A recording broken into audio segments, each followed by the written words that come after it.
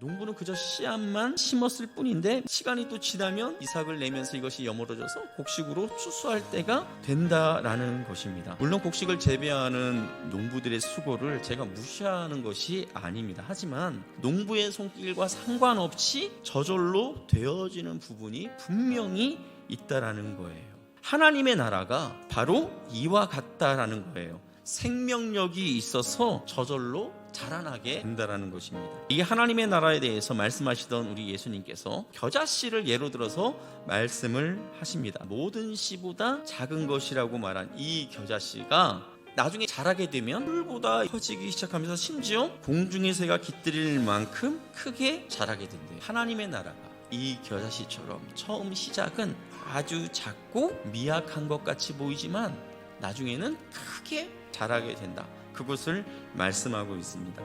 이 겨자씨 비유와 비슷한 그러한 장면을 떠올리게 하는 말씀이 구약 에스겔서에 등장하는 것을 보게 되는데요. 그 큰 백향목 중에서 그 위로 난 새 연한 가지, 그것을 하나님께서 꺾어다가 높은 산에 이렇게 심으시겠대. 그리고 나서 그 연한 가지가 무성한 그런 줄기와 잎을 가진 아름드리 나무로 이렇게 성장하도록 하나님께서 하시겠다라는 거예요. 이왕이면 멋진 묘목을 심어 자라게 했으면 얼마나 좋을까 하는 그런 생각을 하게 된다라는 거예요. 자, 이러한 여러 가지 상황들을 볼 때 하나님 나라의 또 다른 특징이 무엇입니까? 우리가 생각하는 방법과 또 우리의 생각을 뛰어넘는 방식으로 임하게 되고 자라게 된다라는 거예요. 당시 사람들은 하나님의 나라가 겨자씨 같다라는 그런 개념보다는 아주 멋들어지게 생긴 백향목과 같은 그러한 모습으로 오리라고 오히려 생각했을 거예요. 또 예수님처럼 죄인, 세리, 창녀 이러한 사람들하고 어울리는 메시아를 기대하지 않았을 거예요. 멋진 군마를 타고 수많은 군사를 이끌고 나타나서 로마로부터 이 유다를 구원해내는 그런 메시아를 기대했을 거예요. 자, 그리고 하나님의 나라가 임한다고 했을 때 천천히 임하는 것이 아니라 메시아가 오자마자 즉각적인 구원의 역사가 이루어질 것이다. 아마 이렇게 그들은 생각했을 거예요. 그런데 우리 예수님은 어떻습니까? 처녀의 몸을 통해 오시지를 않나, 천하디 천한 죄인들과 어울리진 않나. 당시 사람들과 그 제자들의 생각과는 너무나 다른 모습으로 하나님의 나라가 임한 거예요. 요즘 진짜 교회에 다닌다고 이렇게 떳떳하게 말할 수 없는 그런 상황으로 계속해서 내몰리는 것 같은 느낌을 받아요. 그런데 제가 한번 곰곰이 생각해 봤어요. 이렇게 한국교회가 위축되는 것 같은 그런 상황이 계속 벌어지고 있는데 과연 우리 예수님도 지금 우리의 상황을 보면서 근심스러운 눈으로 우리를 바라볼까? 불길한 마음이 그렇게 엄습해 오고 계실까? 하는 그런 생각을 해보게 된 거예요. 그런데 초대교회 당시 예수를 믿는 수많은 성도들이 사자의 밥이 되거나 형장의 이슬이 되어 사라져야 했고, 성경책들은 싹 다 걷어들여 불질러지는 그러한 일들이 있었습니다. 이런 초대교회의 엄청난 박해뿐만 아니라 중세시대의 교회는 어떻습니까? 썩고 문드러진 그러한 모습을 볼 때 정말 하나님 나라가 이 땅 가운데 임하기나 할까? 그런 소망이 없다 여겨질 정도로 정말 기독교가 끝장날 것 같다라는 그러한 생각을 하지 않을래야 않을 수 없는 그런 상황들이 얼마나 많았는지 모릅니다. 하지만 종교개혁과 부흥운동을 통해 하나님의 나라는 우리에게까지 이렇게 확장되어 왔음을 저와 여러분들이 믿으시기를 바랍니다. 자, 겨자씨가 해충이나 가뭄, 또 홍수, 햇볕 등 온갖 악조건 속에서도 자랄 수 있었던 그 이유가 무엇입니까? 모든 자연적인 상황, 심지어 씨를 뿌린 농부의 능력과 그 노력을 초월하여서 하나님께서 그 겨자씨를 돌봐주기 때문에 그 조그만한 겨자씨가 거대한 겨자나무로 성장하는 것 아니겠습니까? 이것처럼 하나님의 나라 역시 온갖 핍박 속에서 그럼에도 불구하고 하나님께서 이 하나님의 나라를 당신의 주권적인 능력으로 이끌어 가시기 때문에 우리가 모르는 사이에도 차근차근 하나님의 나라가 진행되고 있음을 믿으시기를 바랍니다. 이 제도적인 교회는 결코 하나님의 나라가 아니에요. 하나님의 나라를 위해서 교회가 때로 이렇게 쓰임 받는 것이죠. 그런데 그 역할을 다하지 못해서 교회가 무너지고 핍박을 받는다고 하나님의 나라가 무너지는 게 아니라는 것입니다. 제가 2018년에 중국에 일어난 기독교를 핍박하는 내용을 접한 게 있었는데, 거기에 보면 어떤 내용들이 나오냐면 멀쩡한 교회인데 중국 공산당원들이 와가지고 그 교회를 폭파시켜버려요. 또 몇몇 교회들은 교회에 들어가지 못하도록 폐쇄 조치를 취해버립니다.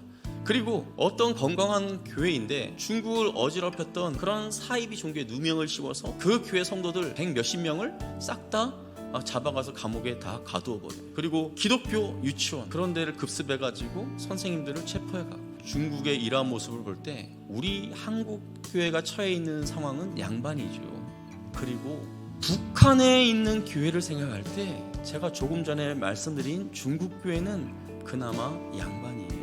북한의 그 핍박을 피해서 19년 동안 한 20 몇 명 정도가 지하에서 이렇게 생활하다가 나중에 발각이 되었어요. 공개 처형을 당하는데 13살밖에 안 된 그 아들이 목줄을 이제 매야 되는 그 상황에서 무서우니까 어머니라고 이제 외친 것 같아요. 그 옆에서 이 형을 집행하는 사람이 이 아이 어머니 한번 나와보라 뭐 이렇게 얘기했겠죠. 그러니까 어머니가 이제 나오니까 수많은 사람들이 그 여인에게 이제 눈길이 쏠린 거예요. 겁에 질린 그 아들을 보면서 그 엄마가 도대체 무슨 말을 할까? 여인에게 초점을 딱 맞추고 있는데 그 어머니가 13살밖에 안 된 그 아들에게 뭐라고 하는지 아세요? 너 조금 있으면 예수님 만나는데 왜 이렇게 얼굴을 찡그리고 난리니? 이쁜 얼굴로 예수님 맞이하라오.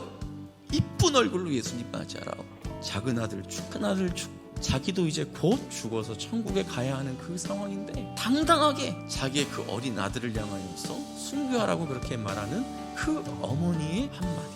그 북한 땅에, 중국 땅에 교회는 다 무너졌죠. 교회 건물은 다 없어졌죠. 그런데 그 땅 가운데 하나님의 나라가 무너졌을까요? 제가 그 모습을 보면서 어쩌면은 지금 우리나라 대한민국보다 그 북한 땅 가운데, 그 중국 땅 가운데 하나님의 나라가 더 왕성하게 일어나고 있겠다, 그런 믿음이 제 마음 가운데 들었어요.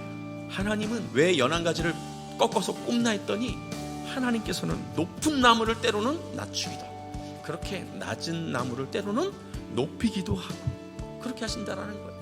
그리고 푸르른 것 같은 그 나무는 순식간에 하나님께서 말려버리시기도 하고, 또 말라 비틀어질 것 같은 그런 나무는 하나님께서 또 무성한 그런 나무로 만들어 주신다라는 거예요. 나 여호와는 말하고 이루느니라.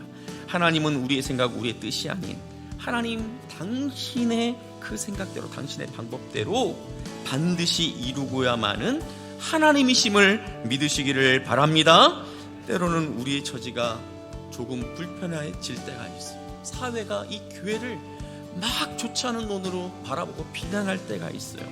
그럴 때 우리는 마치 하나님의 나라가 또 그의 영광이 무너지고 땅에 떨어진 것처럼 불안해하지 마십시오.